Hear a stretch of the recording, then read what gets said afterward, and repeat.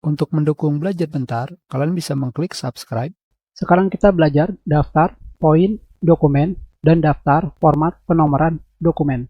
Seperti yang kalian lihat di sini, sebelumnya kita memiliki yang namanya poin dokumen dan format penomoran dokumen.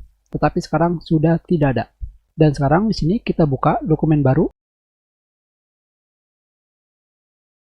Dan sekarang kita lihat pada bagian poin di sini kita sudah memiliki poin dokumen.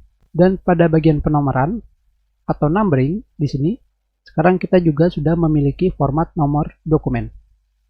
Seperti namanya, di belakangnya ada kata dokumen. Ini adalah dokumen pertama, ini adalah dokumen kedua. Semuanya adalah dokumen. Dengan kata lain, jika kalian membuka dokumen pertama yang tidak memiliki poin ataupun penomoran, dan kalian ingin membuka poin atau penomoran di dokumen lain yang tentunya sudah ada, maka kalian tinggal membuka dokumen tersebut dan kalian tinggal menggunakan poin yang ada di dokumen tersebut untuk dimasukkan ke dokumen kalian. Hanya seperti ini saja. Kita berikan numbering. Tentunya, ketika kalian membuka dokumen yang lain, sekarang kita buka.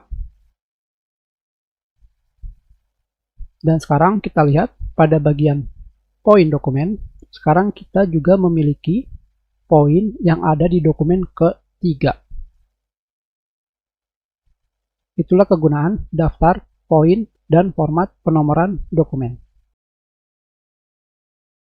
Sekarang kita lihat pada bagian penomoran.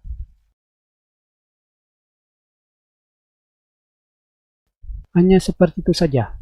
Tentunya, jika kalian menghapus dokumen tersebut, poin dan juga format penomoran yang ada di dokumen kalian juga akan hilang.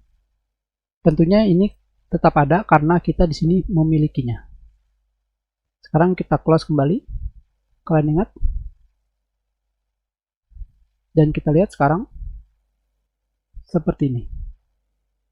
Dokumen yang sudah ditutup, poin dan juga penomorannya akan hilang dari poin dan juga format nomor dokumen.